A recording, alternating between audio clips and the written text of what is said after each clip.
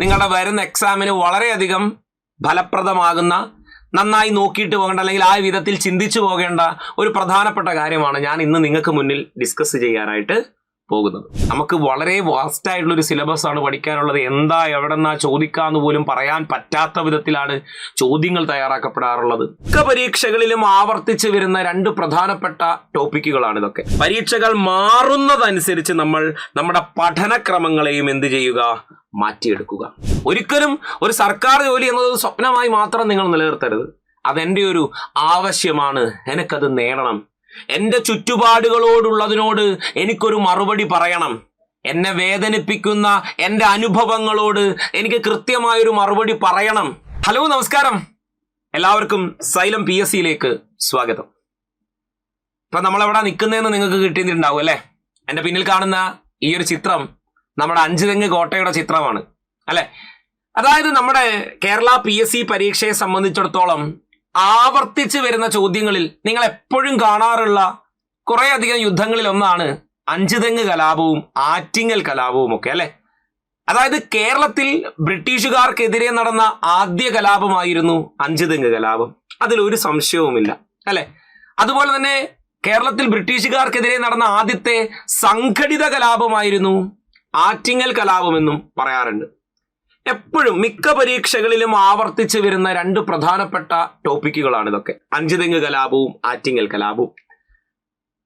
അപ്പോ ഞാൻ ഇന്ന് ഡിസ്കസ് ചെയ്യാൻ പോകുന്നത് കേരളത്തിൽ അല്ലെങ്കിൽ കേരളത്തിന്റെ ദേശീയ പ്രസ്ഥാനവുമായി ബന്ധപ്പെട്ട് ബ്രിട്ടീഷുകാർക്കെതിരെ നടന്ന ആദ്യകാല കലാപങ്ങളിൽ ഒന്നായ അഞ്ചുതെങ്ങ് കലാപത്തെ കുറിച്ചുള്ള കുറച്ച് ആപ്ലിക്കേഷൻ ലെവൽ കാര്യങ്ങളാണ് ഇന്ന് ഞാൻ നിങ്ങൾക്ക് മുമ്പിൽ ഡിസ്കസ് ചെയ്യാൻ പോകുന്നത്. എന്തായാലും നിങ്ങൾക്ക് നിങ്ങളുടെ വരുന്ന എക്സാമിന് വളരെയധികം ഫലപ്രദമാകുന്ന, നന്നായി നോക്കിയിട്ട് പോകേണ്ട അല്ലെങ്കിൽ ആ വിധത്തിൽ ചിന്തിച്ചു പോകേണ്ട ഒരു പ്രധാനപ്പെട്ട കാര്യമാണ് ഞാൻ ഇന്ന് നിങ്ങൾക്ക് മുന്നിൽ ഡിസ്കസ് ചെയ്യാനായിട്ട് പോകുന്നത്.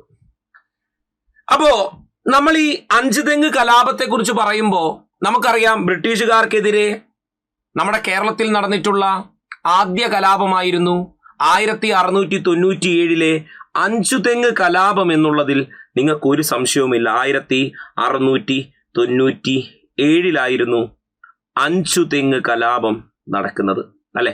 അഞ്ചുതെങ്ങ് കലാപം നടക്കുന്നത്. അപ്പോ ആക്ച്വലി എന്തിനാണ് ഈ അഞ്ചുതെങ്ങ് കലാപം ഉണ്ടായത് എന്നുള്ളത് നമ്മൾ ഓർത്തു വെക്കേണ്ട ഒരു കാര്യമാണ്.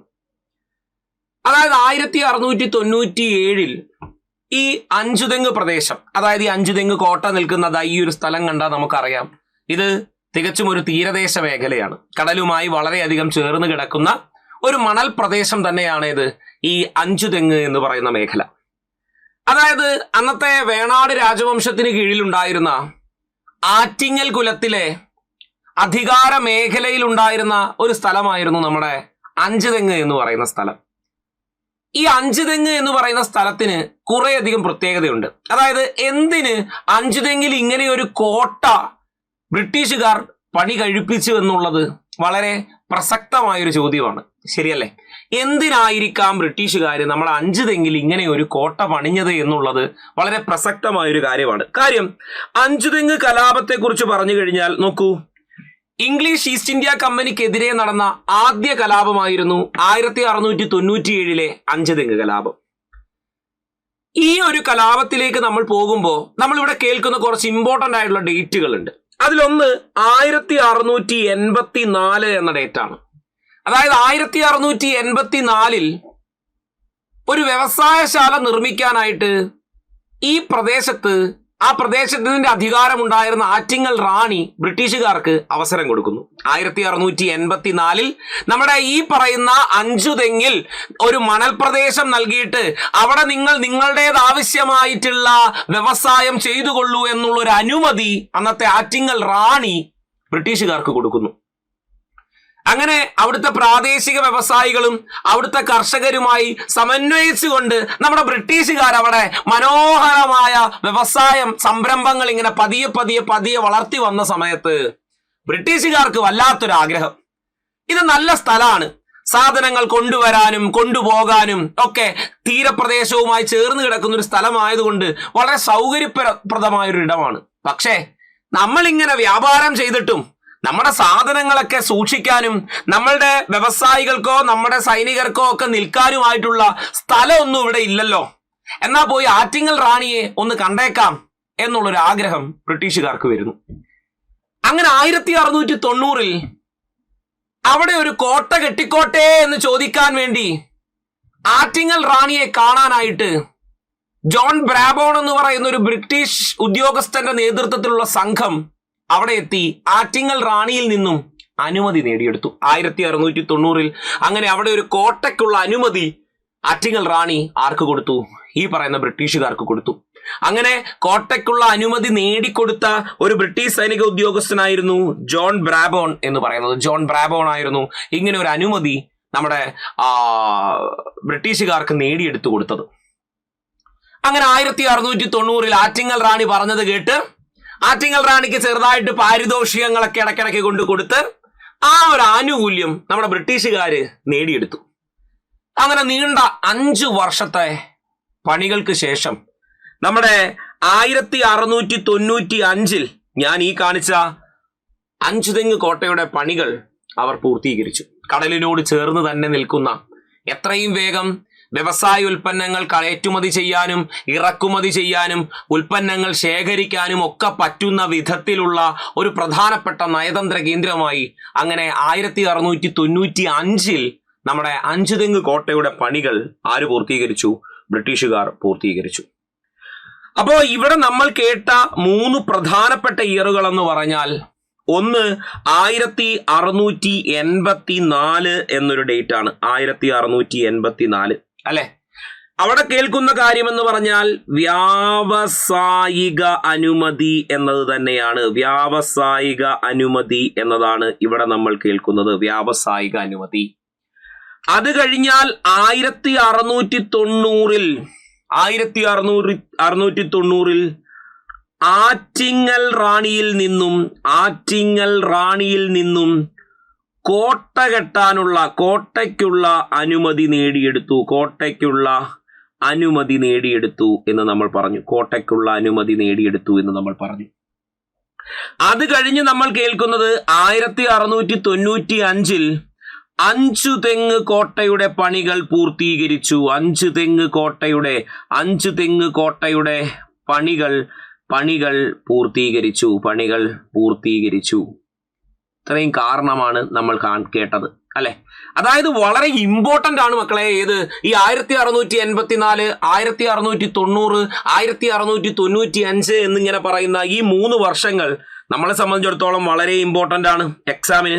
1684 വ്യാവസായിക അനുമതി, 1690 കോട്ട കെട്ടാനുള്ള അനുമതി, 1695 ഈ പറയുന്ന കോട്ടയുടെ പണികൾ പൂർത്തീകരിക്കുകയും ചെയ്യുന്നു. അങ്ങനെയെങ്കിൽ നല്ല കാര്യമാണല്ലോ.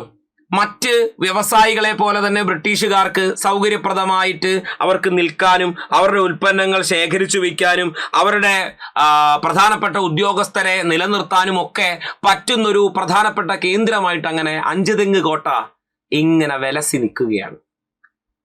ഈ അഞ്ചുതെങ്ങ് കോട്ടയ്ക്ക് കുറേയധികം സാധ്യതകളുണ്ട്. എന്താണ് അഞ്ചുതെങ്ങ് കോട്ടയുടെ സാധ്യതകൾ എന്നുള്ളതാണ് ഇനി നമുക്ക് നോക്കാനായിട്ടുള്ളത്. അതായത് ഇന്ന് നമ്മൾ കാണുന്ന നമ്മുടെ ഈ കേരളം അല്ലെ, നമ്മൾ ഈ കാണുന്ന ഈ കേരളത്തിലേക്ക് നമ്മൾ നോക്കിയാൽ അന്നത്തെ സാഹചര്യം വെച്ചുള്ള ഒരു മാപ്പാണ് ഞാനിവിടെ വരച്ചിട്ടുള്ളത്. അതിൽ ഏറ്റവും തെക്കേ അറ്റത്ത് കാണുന്നത് ഈ മേഖല എന്ന് പറഞ്ഞാൽ നമ്മുടെ തിരുവിതാംകൂർ മേഖലയാണ്. അതിന് മുകളിലേക്ക് വന്നാൽ ഇവിടെ നിങ്ങൾക്ക് കൊച്ചി കാണാം. അതിന് മുകളിലേക്ക് നോക്കിക്കഴിഞ്ഞാൽ ഇവിടെ നമ്മളുടെ മലബാർ മേഖലയും നിങ്ങൾക്ക് കാണാം അല്ലെ. അതായത് തിരുവിതാംകൂർ, കൊച്ചി, മലബാർ എന്നിങ്ങനെ 3 ഭാഗങ്ങളായിട്ട് നമ്മുടെ കേരളത്തിനെ വിഭജിച്ചു നിൽക്കുന്നത് നിങ്ങൾക്ക് കാണാനായിട്ട് സാധിക്കും ഇല്ലേ? വളരെ വ്യക്തമായിട്ട് തന്നെ ഇത് വിഭജിച്ചു നിൽക്കുന്നതായിട്ട് നിങ്ങൾക്ക് കാണാനായി സാധിക്കും. അപ്പൊ ശരിക്കും ഇത് മലബാർ ഡിസ്ട്രിക്റ്റ് ആയി എന്ന് പറയുന്നത്, ഞാനിപ്പോ പറയാൻ പോകുന്നൊരു കാര്യം 1697 സംഭവത്തെ കുറിച്ചാണ്. ആ സമയത്ത് ഈ മലബാർ എന്ന് പറയുന്ന ഒരു ഡിസ്ട്രിക്റ്റ് അവിടെ ഇല്ല ആക്ച്വലി അല്ലെ. അവിടെ മലബാർ ഡിസ്ട്രിക്റ്റ് ഉണ്ടോ? ആ സമയത്ത് ഇല്ല. അതായത് 1792 ശ്രീരംഗപട്ടണം ഉടമ്പടി പ്രകാരമാണ് ഈ മലബാർ മേഖല ശരിക്കും ബ്രിട്ടീഷുകാരുടെ കയ്യിലേക്ക് വരുന്നത്. അതുവരെ നോക്കിയാൽ അവിടെ ഉണ്ടായിരുന്നത് കോഴിക്കോടും കോലത്തിരികളുമായിരുന്നു എന്ന് നമുക്കറിയാം. കോഴിക്കോടും കോലത്തിരികളുമായിരുന്നു ഇവിടെ ഉണ്ടായിരുന്നത്. അങ്ങ് തെക്കേ അറ്റത്തേക്ക് പോയി കഴിഞ്ഞാൽ ഇവിടെ നമ്മൾ പ്രിൻസിലി സ്റ്റേറ്റ് ഓഫ് ട്രാവൻകൂർ എന്നെടുത്തിരിക്കുന്ന ഭാഗത്ത് നമുക്ക് വേണാട് എന്ന് പറയുന്ന ഒരു വംശമായിരുന്നു പ്രധാനമായിട്ടും ഉണ്ടായിരുന്നതെന്ന് നമുക്ക് മനസ്സിലാക്കാം. ഏത് 1697 കാര്യമാണ് ഞാൻ പറഞ്ഞത്. അതായത് നമ്മുടെ 5 തെങ്ങ് കലാപം നടക്കുന്ന സമയത്തെ കാര്യമാണ് ഞാൻ പറഞ്ഞത്. അപ്പോൾ ദെൻ ഈ പറയുന്ന നമ്മുടെ വേണാടിന് കീഴിലുള്ള അല്ലെങ്കിൽ അയനാടിനകത്തുള്ള ഒരു ചെറുകിട നാട്ടുരാജ്യമായ ആറ്റിങ്ങലിന്റെ കൈവശാവകാശമുള്ള ഈ 5 തെങ്ങിൽ എന്തിന് ഇങ്ങനെ ഒരു കോട്ട ബ്രിട്ടീഷുകാർ പണിഞ്ഞു? അതുകൊണ്ട് ബ്രിട്ടീഷുകാർക്കുള്ള പ്രധാനപ്പെട്ട ഒരു നേട്ടം എന്താണ് എന്നുള്ളതാണ് ഇനി നമുക്കറിയേണ്ട കാര്യം. എന്തിന് 5 തെങ്ങ് കോട്ട പണി പൂർത്തീകരിച്ചു? അല്ലെങ്കിൽ 5 തെങ്ങ് കോട്ട കൊണ്ട് ബ്രിട്ടീഷുകാർക്ക് ഉണ്ടാകാൻ പോകുന്ന പ്രധാനപ്പെട്ട നേട്ടങ്ങൾ എന്തൊക്കെയാണ് എന്നുള്ളത് വളരെ പ്രസക്തമായ ഒരു കാര്യമാണ്. നിങ്ങൾക്കിപ്പോൾ ഈ ചിത്രത്തിൽ നോക്കിയാൽ നമുക്ക് കാണാം 5 തെങ്ങ് കോട്ട ഒരു തീരപ്രദേശത്തായിട്ടുള്ള ഒരു കോട്ടയാണ്, അല്ലെ? 5 തെങ്ങ് കോട്ട എന്ന് പറഞ്ഞാൽ അത് തീരദേശത്തോട് ചേർന്ന് തന്നെ നിൽക്കുന്ന ഒരു കോട്ടയാണ് നമ്മുടെ 5 തെങ്ങ് കോട്ട എന്ന് പറയുന്നത്, ആണല്ലോ. ഈ 5 തെങ്ങ് കോട്ടയിൽ തീരപ്രദേശവുമായി ചേർന്ന് നിൽക്കുകയാണ്. അതായത് തീരപ്രദേശം എന്ന് പറയുമ്പോൾ നമ്മുടെ ഈ അറബിക്കടലൊക്കെ ഈ ഭാഗം എന്നൊക്കെ പറഞ്ഞാൽ നമ്മുടെ അറബിക്കടലാണ്. അറബിക്കടലിനോട് ചേർന്ന് തന്നെയാണ് ഏത് നിൽക്കുന്നത്? 5 തെങ്ങ് കോട്ട സ്ഥിതി ചെയ്യുന്നത്. അതായത് നമുക്ക് 5 തെങ്ങ് കോട്ടയുടെ പ്രധാനപ്പെട്ട ഗുണങ്ങൾ പരിശോധിച്ചു കഴിഞ്ഞാൽ, 5 തെങ്ങ് കോട്ടയുടെ ഗുണങ്ങൾ നമ്മൾ പ്രധാനമായും പരിശോധിച്ചു കഴിഞ്ഞാൽ നോക്കിയേ, ബ്രിട്ടീഷുകാരുടെ പ്രധാനപ്പെട്ട വ്യാവസായിക കേന്ദ്രങ്ങളെല്ലാം തന്നെ ഈ വേണാട്ടിലും കൊച്ചിയിലും മലബാർ മേഖലയിലും ഒക്കെ വ്യാപിച്ചിട്ടുണ്ട്, അല്ലെ? മലബാറിലെ സാമൂതിരിയുമായും കോലത്തിരിയുമായും അതുപോലെ തന്നെ കൊച്ചി രാജാവുമായും വേണാട് രാജാവുമായും ഒക്കെ തന്നെ എല്ലാവിധ രാജാക്കന്മാരുമായിട്ടുള്ള കൃത്യമായ വ്യാവസായിക ബന്ധങ്ങൾ ഈ പറയുന്ന ബ്രിട്ടീഷുകാർക്ക് ഉണ്ടായിരുന്നു. എല്ലാ യൂറോപ്യന്മാരെയും പോലെ തന്നെ ബ്രിട്ടീഷുകാർക്കും ഉണ്ടായിരുന്നു. അപ്പോ ഈ പറയുന്ന 5 തെങ്ങ് കോട്ടയുടെ ഒരു ഗുണം എന്താന്ന് ചോദിച്ചാൽ, നമ്മുടെ കേരളത്തിന്റെ തെക്കേ അറ്റത്തായിട്ടാണ് ഈ 5 തെങ്ങ് കോട്ട സ്ഥിതി ചെയ്യുന്നത്. സംശയമൊന്നുമില്ലല്ലോ. കേരളത്തിന്റെ തെക്കേ അറ്റം എന്ന് പറയുമ്പോൾ നമുക്ക് ഭൗമശാസ്ത്രപരമായി പരിശോധിച്ചു കഴിഞ്ഞാൽ നോക്കി, ഇത് നമ്മളുടെ ദക്ഷിണേന്ത്യൻ മേഖലയാണ് എന്നുണ്ടെങ്കിൽ, ഇത് നമ്മുടെ ദക്ഷിണേന്ത്യൻ മേഖലയാണെന്ന് വെച്ചോളൂ. ഈ ദക്ഷിണേന്ത്യൻ മേഖലയിൽ ഇവിടെ ആയിട്ടാണ് നമ്മൾ ഇപ്പൊ കണ്ട ഈ കേരളം എന്ന് പറയുന്ന ഭാഗം സ്ഥിതി ചെയ്യുന്നത്. അതിന്റെ തെക്കേ അറ്റത്തായി ഈ കാണുന്നതാണ് വേണാട് വംശത്തിന്റെ പ്രദേശങ്ങൾ എന്ന് പറയുന്നത്. അതിനു മുകളിലായി കാണുന്നതായിരുന്നു കൊച്ചി വംശം ഉണ്ടായിരുന്നു എന്ന് നമ്മൾ പറഞ്ഞു. അതിനു മുകളിലായിട്ട് നമ്മുടെ കോഴിക്കോട് സാമൂതിരിയുടെ നാടുണ്ടായിരുന്നു എന്ന് പറഞ്ഞു. അതിനു മുകളിലായിട്ട് നമ്മളുടെ കോലത്ത് നാടും ഉണ്ടായിരുന്നു നമ്മൾ പറഞ്ഞു. ഇങ്ങനെയാണ് നിൽക്കുന്നത്. അതിനകത്ത് നിന്നും നോക്കിയേ, ഈ വേണാട് വംശത്തിനകത്ത് തന്നെ വരുന്ന ആറ്റിങ്ങൽ വംശത്തിന് കീഴിലായിരുന്നു 5 തെങ്ങ് സ്ഥിതി ചെയ്തത് എന്ന് നമ്മൾ പറഞ്ഞു. 5 തെങ്ങ് സ്ഥിതി ചെയ്യുന്നത് ഇവിടെ തന്നെയായിരുന്നു എന്ന് നമ്മൾ പറഞ്ഞു, അല്ലെ? ഇവിടെയാണ് 5 തെങ്ങ് കോട്ട നിൽക്കുന്നത്. അതായത് നോക്കിയേ, ഇന്ത്യയുടെയും ഏറ്റവും തെക്കൻ അതിർത്തി മേഖലകളിലായിട്ട് തന്നെയാണ് ഈ 5 തെങ്ങ് കോട്ടയുടെ സ്ഥാനം എന്ന് പറയുന്നതിൽ തെറ്റുണ്ടോ? ഇന്ത്യയുടെയും ഏറ്റവും തെക്കൻ അതിർത്തി മേഖലയിൽ തന്നെയാണ് 5 തെങ്ങ് കോട്ട സ്ഥിതി ചെയ്യുന്നത് എന്ന് പറയുന്നതിൽ തെറ്റുണ്ടോ? ഇല്ല. അതായത് നമ്മുടെ ലോക ഭൂപടങ്ങൾ പൂർത്തീകരിച്ചു കഴിഞ്ഞാൽ ഇവിടെയായിട്ട് നമ്മുടെ അറബി നാടുകളൊക്കെ നമുക്ക് കാണാം. ഇപ്പുറത്തായിട്ട് നമുക്ക് നമ്മുടെ ആഫ്രിക്കൻ മേഖലകളൊക്കെ നമുക്ക് കാണാം. ഇതിലേക്കൂടെ വരുന്ന യൂറോപ്യന്മാർക്ക് അതിവേഗം തന്നെ എവിടേക്ക് എത്തിച്ചേരാൻ കഴിയും? ഈ 5 തെങ്ങിലേക്ക് എത്തിച്ചേരാൻ കഴിയില്ല. ഇതായിട്ട് നമ്മുടെ അറേബ്യൻ സീ നിൽക്കുന്നുണ്ട്. ഇവിടെ നിന്നും വന്നു കഴിഞ്ഞാൽ പെട്ടെന്ന് തന്നെ കൊണ്ടെത്താം. അതായത് ബ്രിട്ടീഷുകാരുടെ ഇറക്കുമതിക്കും കയറ്റുമതിക്കും അനുയോജ്യമായിട്ടുള്ള ഒരു പ്രദേശമായി എന്ത് വളർന്നിരുന്നു? 5 തെങ്ങ് വളർന്നിരുന്നു. 2 നോക്കിയേ, ഈ ബ്രിട്ടീഷുകാരുടെ പ്രധാനപ്പെട്ട വാണിജ്യ കേന്ദ്രങ്ങളിൽ മറ്റൊന്നായിരുന്നു മലബാർ മേഖല പോലെയുള്ള വടക്കോട്ടുള്ള മേഖല. അതായത് കേരളത്തിന്റെ വടക്കോട്ടുള്ള വാണിജ്യ വികസനത്തെ വളരെയധികം സ്വാധീനിക്കപ്പെടുകയുണ്ടായി ഈ 5 തെങ്ങ് കോട്ട ഈ മേഖലയിൽ വന്നതുകൊണ്ട്. കേരളത്തിന്റെ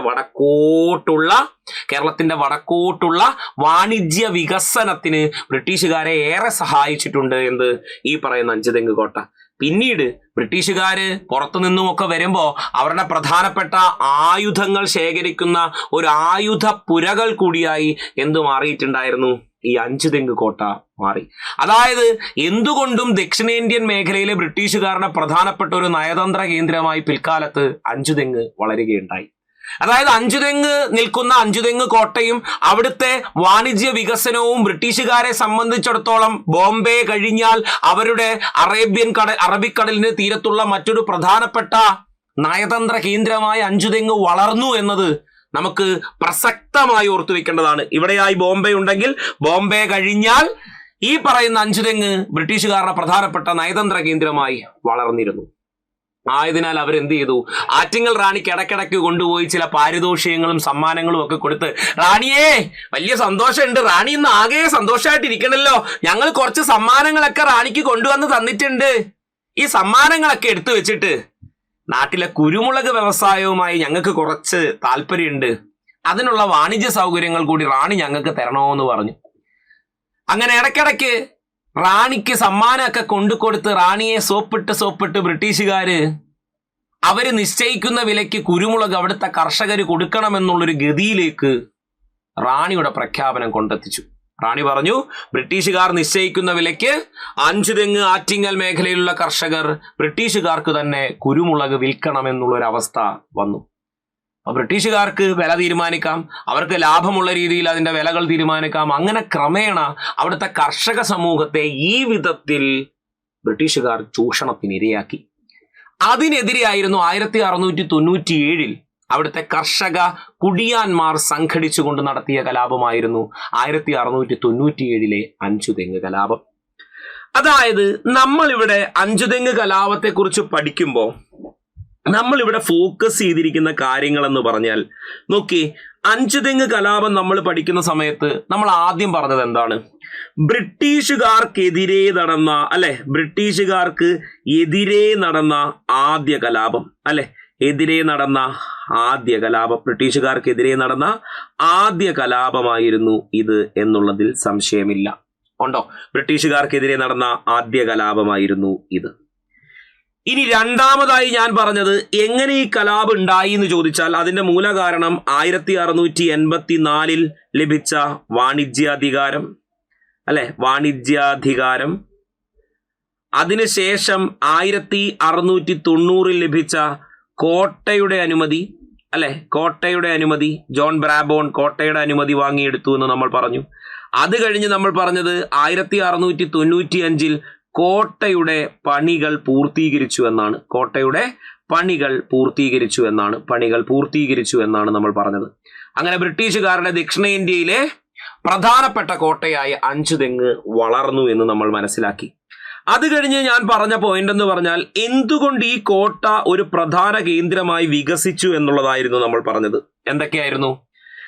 വടക്കൻ വാണിജ്യ വികസനത്തിന് അനിവാര്യ കേന്ദ്രമായി ഇത് മാറി. ഓക്കെ, വികസനത്തിന് അനിവാര്യ കേന്ദ്രമായി ഇത് മാറി. വടക്കൻ വാണിജ്യ വികസനത്തിന് അനിവാര്യ കേന്ദ്രമായി എന്ത് മാറി? ഈ പറയുന്ന അഞ്ചുതെങ്ങ് കോട്ട മാറി. അതുപോലെ തന്നെ അവരുടെ പ്രധാനപ്പെട്ട ആയുധ കേന്ദ്രമായി അഞ്ചുതെങ്ങിനെ അവർക്ക് വികസിപ്പിക്കാൻ സാധിച്ചു. ക്രമേണ വികസിപ്പിക്കാൻ സാധിച്ചു എന്നൊരു പ്രത്യേകതയുണ്ട്. അതുപോലെ തന്നെ കയറ്റുമതി ഇറക്കുമതി എന്നിവ നടത്താനും ഒപ്പം നോക്കിയാൽ, നമ്മൾ ഈ കോട്ട നോക്കിയാൽ, ഈ കോട്ടയിൽ ഇരുന്നേ ഇവിടെ ഒരു സൈനിക കേന്ദ്രം വികസിപ്പിച്ചാൽ ഇവിടൊക്കെ കുറെ കാവൽക്കാരെ നിർത്തിയിട്ടുണ്ടെന്ന് വെച്ചോ. ഈ മേഖലയിലെ കാവൽക്കാരെ കണ്ടോ, ഇവിടൊക്കെ പീരങ്കികളൊക്കെ ഇരിക്കുന്നത് നിങ്ങൾ കാണുന്നുണ്ടോ? ചിത്രത്തിൽ നിങ്ങൾക്ക് കാണാൻ പറ്റും. കണ്ടോ, ഇവിടൊക്കെ ആയിട്ട് കുറെ പീരങ്കികളൊക്കെ ഇരിക്കുന്ന കണ്ടോ? അതായത് ഈ കടൽ മാർഗം വരുന്ന ബാഹ്യശക്തികളായിട്ടുള്ള മറ്റ് ശത്രുസേനകളെ പെട്ടെന്ന് തന്നെ നോക്കാനും അവരെ അതിവേഗം തന്നെ ആക്രമിച്ച് അവിടെ നിന്നും ഓടിക്കാനും പറ്റുന്ന വിധത്തിലായിരുന്നു ഈ കോട്ടയുടെ കിടപ്പ്. അതായത് ഒരു വലിയ വിശാലമായ രീതിയിൽ തന്നെ ഒരു ഒബ്സർവേഷൻ പോയിന്റ് ആയിട്ട് തന്നെ നമുക്ക് അഞ്ചുതെങ്ങ് കോട്ടയെ വെക്കാമായിരുന്നു. അതുകൊണ്ട് തന്നെ ഒരു ബാഹ്യ അക്രമത്തെ ചുരുക്കാൻ പറ്റുന്ന വിധത്തിൽ തന്നെ ആയിരുന്നു ഇതിന്റെ നിർമ്മിതി സ്ഥിതി ചെയ്തിരുന്നത് എന്നതാണ്. നമുക്ക് ഡിഗ്രി ലെവൽ എക്സാമിനേഷൻസിനൊക്കെ വളരെ ഇമ്പോർട്ടൻ്റ് ആയിട്ട് ഇത്തരം ആപ്ലിക്കേഷൻസ് ഒക്കെ ചിന്തിക്കേണ്ടതാണ്. ഇത്തരം ആപ്ലിക്കേഷൻസ് നമ്മൾ അങ്ങനെ ചിന്തിക്കണം. അങ്ങനെയാണ് നമ്മൾ മനസ്സിലാക്കേണ്ടത്. മനസ്സിലായോ? അങ്ങനെയാണ് ഈ പറയുന്ന കോട്ടയ്ക്ക് കുറേയധികം പ്രത്യേകതകളും സവിശേഷതകളുമുണ്ട്. അതായത് ഇവിടെ നിന്നും വടക്കോട്ടുള്ള ജലപാത അല്ലെങ്കിൽ വാണിജ്യ വികസനം സാധിക്കും. അതുപോലെ പുറത്തു നിന്നും വരുന്ന ഉൽപ്പന്നങ്ങൾ അതിവേഗം കോട്ടയിലേക്ക് എത്തിക്കാം. ഇവിടെ നിന്നും വാങ്ങുന്ന സാധനങ്ങൾ ഇവിടെ നിന്നും കയറ്റുമതി ചെയ്യാൻ അതിവേഗത്തിൽ കയറ്റുമതി നടത്താം, അല്ലെ? ഒപ്പം തന്നെ ബാഹ്യ അക്രമങ്ങൾ ഉണ്ടായാൽ അതിൽ നിന്നും പെട്ടെന്ന് തന്നെ ബാഹ്യ അക്രമങ്ങളിൽ നിന്നും നേരിടാനുള്ള പ്രത്യേക സൗകര്യം കൂടി ഇതിനകത്തുണ്ടായിരുന്നു, അല്ലെ? ബാഹ്യ അക്രമങ്ങളെ നേരിടാൻ, അല്ലെ? ബാഹ്യ അക്രമങ്ങളെ നേരിടാൻ പറ്റുന്ന രീതിയിലായിരുന്നു എന്ത് കോട്ടയുടെ കിടപ്പ്. പിന്നെ നമ്മൾ പറഞ്ഞൊരു കാര്യം റാണി കൊടുത്ത കുരുമുളക് വ്യവസായവുമായി ബന്ധപ്പെട്ട പ്രശ്നമാണ്. കുരുമുളക് വ്യവസായം. ഓക്കെ, ബ്രിട്ടീഷുകാർ തന്നെ വില നിശ്ചയിക്കുകയും ബ്രിട്ടീഷുകാർക്ക് തന്നെ കുരുമുളക് കൊടുക്കണമെന്നുള്ളൊരു അവസ്ഥ വന്നപ്പോൾ അവിടുത്തെ പ്രാദേശിക കച്ചവടക്കാരുടെ വ്യവസായം നഷ്ടപ്പെടുകയും കർഷകർക്ക് വേണ്ടുന്ന വില കിട്ടാതെ വരികയും ചെയ്യുകയും അവരെ സാമ്പത്തികമായി കർഷക കുടിയാന്മാരെ എന്ത് ചെയ്തു? സാമ്പത്തികമായി ഞെരുക്കി. അവരുടെ സാമ്പത്തിക ഭദ്രതയെ അത് സാരമായി ബാധിച്ചു. ഇതിനെതിരെ ആയിരുന്നു എന്ത് നടന്നതെന്ന് നമുക്ക് മനസ്സിലായി. 1697 അഞ്ചുതെങ്ങ് കലാപം ഉണ്ടായത് എന്ന് നമുക്ക് മനസ്സിലായി. ഇതിനെതിരെയായിരുന്നു എന്ത്? അഞ്ചുതെങ്ങ് കലാപം ഉണ്ടായത്. അഞ്ചുതെങ്ങ് കലാപം ഉണ്ടാകുന്നത് ഇതിനെതിരെയായിരുന്നു. മനസ്സിലായോ? ഇതാണ് അഞ്ചുതെങ്ങ് കലാപവുമായി ബന്ധപ്പെട്ട് നമുക്ക് ഏറ്റവും പ്രധാനമായി പഠിക്കാനുള്ള, ഏറ്റവും വിശദമായി പഠിക്കാനുള്ള കുറച്ച് കാര്യങ്ങൾ എന്ന് പറയുന്നത്. അതിന്റെ ഫോക്കസ്ഡ് ഏരിയ ആണ് ഞാൻ ഈ എഴുതി വെച്ചിരിക്കുന്ന കാര്യങ്ങൾ. ഈ എഴുതി വെച്ചിരിക്കുന്ന കാര്യങ്ങൾക്കനുസരിച്ച് പഠിക്കുക എന്നുള്ളതാണ് നിങ്ങൾ ചെയ്യേണ്ടത്. അപ്പൊ നമ്മൾ മാറുന്ന പരീക്ഷകൾക്കനുസരിച്ചിട്ട് തന്നെ എന്ത് ചെയ്യണം? നമ്മുടെ പഠനക്രമങ്ങൾ മാറ്റണം എന്നുള്ളതാണ് എനിക്ക് നിങ്ങളോട് പറയാനുള്ളൊരു കാര്യം. നമ്മൾ പരീക്ഷകൾ മാറി തുടങ്ങി. പരീക്ഷകൾ മാറുന്നതനുസരിച്ച് നമ്മൾ നമ്മുടെ പഠനക്രമങ്ങളെയും എന്ത് ചെയ്യുക? മാറ്റിയെടുക്കുക. അതായത് പുതിയ രീതിയിലുള്ള പരീക്ഷകൾക്ക് വേണ്ടി തയ്യാറെടുക്കേണ്ടതും ഓരോ ടോപ്പിക്കിനെയും കീറിമുറിച്ച് പഠിക്കേണ്ടതിൻ്റെയും ആവശ്യകത അതാണ്. കാര്യം നമുക്കൊക്കെ ഒരു സർക്കാർ ജോലി വേണം എന്നുള്ളത് നമ്മുടെയൊക്കെ ഭയങ്കര വലിയ ആഗ്രഹമായിരിക്കും, അല്ലെ? നമ്മുടെയൊക്കെ ഏറ്റവും വലിയ ആഗ്രഹമാണ് ഒരു സർക്കാർ ജോലി എനിക്ക് കിട്ടണം, അല്ലെ? അങ്ങനെയുള്ളവരായിരിക്കുമല്ലോ കഷ്ടപ്പെട്ട് ഇതിനു വേണ്ടിയിട്ട് പഠിക്കാനായിട്ട് വരികയും നമുക്ക് വളരെ വാസ്റ്റ് ആയിട്ടുള്ളൊരു സിലബസ് ആണ് പഠിക്കാനുള്ളത്. എന്താ എവിടെന്നാ ചോദിക്കാന്ന് പോലും പറയാൻ പറ്റാത്ത വിധത്തിലാണ് ചോദ്യങ്ങൾ തയ്യാറാക്കപ്പെടാറുള്ളത്, അല്ലെ? ഒപ്പം പരീക്ഷകളുടെ രീതികൾ മാറി. ഒപ്പം നിങ്ങൾ മനസ്സിലാക്കേണ്ട ഒരു കാര്യം, പരീക്ഷയുടെ പ്രായപരിധിയും വർദ്ധിപ്പിച്ചു. ഇപ്പൊ 40 വയസ്സ് വരെ നമുക്ക് എന്ത് ചെയ്യാം? പരീക്ഷയ്ക്ക് 40 വയസ്സ് വരെ ഉള്ളവർക്ക്, ജനറൽ കാറ്റഗറിയിലുള്ളവർക്ക് എന്ത് ചെയ്യാം? ആ പരീക്ഷ എഴുതാം. അതായത് മത്സരവും വർദ്ധിച്ചു. അപ്പൊ മത്സരാർത്ഥികളുടെ എണ്ണവും മത്സരവും വർദ്ധിക്കുമ്പോൾ നമ്മൾ ഇനി സ്വയം മാറുക എന്നുള്ളൊരു രീതി ഉണ്ടാവണം. കാര്യം എല്ലാവർക്കും സർക്കാർ ജോലി ഒരു സ്വപ്നമാണ്. പക്ഷേ അത് സ്വപ്നമായി മാത്രം നിലനിർത്താൻ നിങ്ങൾ ആരും ശ്രമിക്കരുത്. ഒരിക്കലും ഒരു സർക്കാർ ജോലി എന്നത് സ്വപ്നമായി മാത്രം നിങ്ങൾ നിലനിർത്തരുത്. അതെൻ്റെ ഒരു ആവശ്യമാണ്, എനിക്കത് നേടണം. എൻ്റെ ചുറ്റുപാടുകളോടുള്ളതിനോട് എനിക്കൊരു മറുപടി പറയണം. എന്നെ വേദനിപ്പിക്കുന്ന എൻ്റെ അനുഭവങ്ങളോട് എനിക്ക് കൃത്യമായൊരു മറുപടി പറയണം എന്നൊരു ചിന്ത നിങ്ങൾക്കുണ്ടാകണം. അതാണ് നമ്മളുടെ ആവശ്യകത. ആ ആവശ്യബോധം, ആ ആവശ്യകത നമുക്കുണ്ട് എന്നുണ്ടെങ്കിൽ എത്ര വലിയ കഠിനമായ സിലബസും നമുക്ക് പഠിച്ചെടുക്കാൻ പറ്റും. അങ്ങനെ പുതിയ മാറുന്ന പരീക്ഷാ രീതികൾക്കനുസരിച്ച് നിങ്ങൾക്ക് പഠിക്കാൻ പറ്റുന്നുണ്ടെങ്കിൽ നോക്കിയ മക്കളെ, സുഖമായിട്ട് അടുത്തൊരു വർഷത്തിനുള്ളിൽ നിങ്ങൾക്ക് ഒരു ജോലി സ്വന്തമാക്കാൻ സാധിക്കും. ധാരാളം പരീക്ഷകൾ വരാൻ പോകുന്ന ഒരു സമയമാണ്.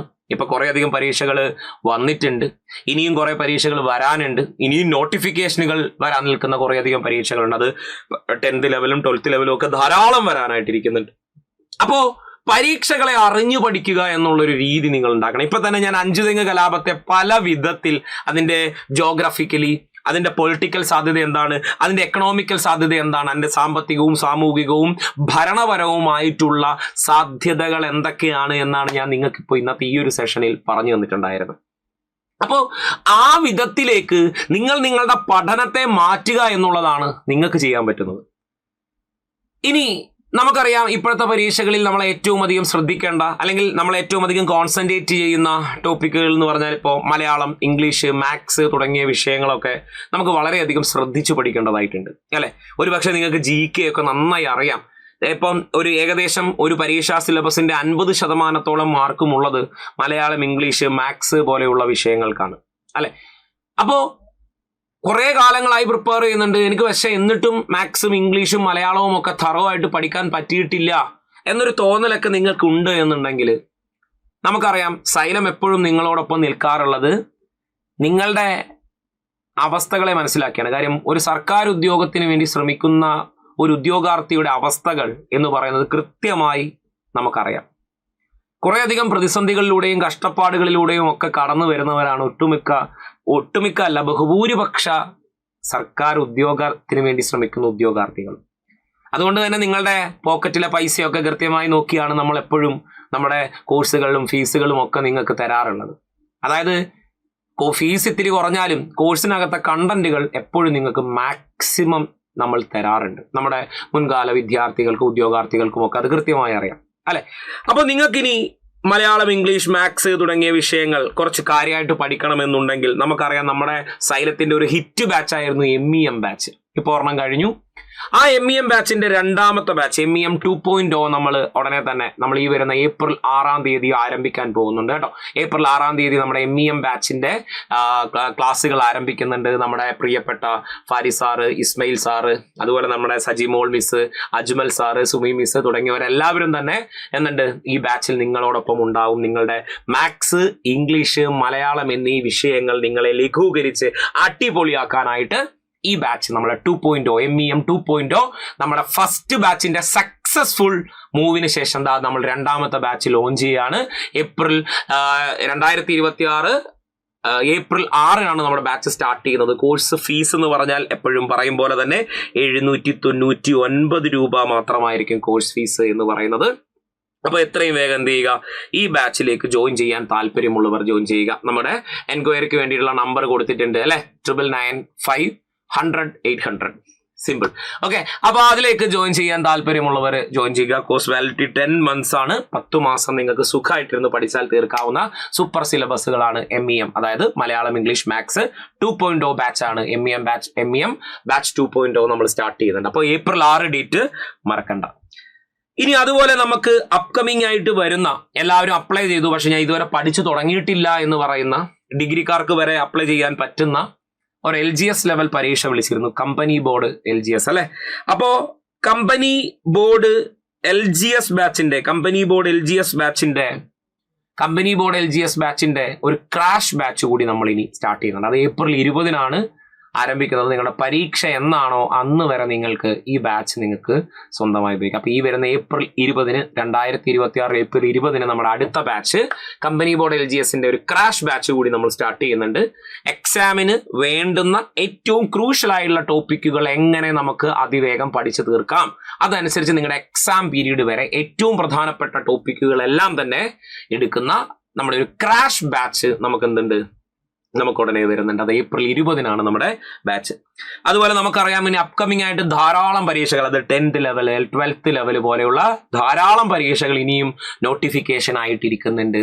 അപ്പൊ അത്തരം പരീക്ഷകൾക്ക് വേണ്ടിയിട്ടും അടുത്ത ഇനി അപ്കമിങ് ആയി വരാൻ പോകുന്ന നമ്മുടെ LDC പരീക്ഷയും CPO പോലെയുള്ള 12th ലെവൽ പരീക്ഷകൾക്കും ഒക്കെ ഉള്ളവർക്ക് അവർക്ക് വേണ്ടി നമ്മൾ മറ്റൊരു ബാച്ച് കൂടി സ്റ്റാർട്ട് ചെയ്യുന്നുണ്ട്. General PSC foundation batch.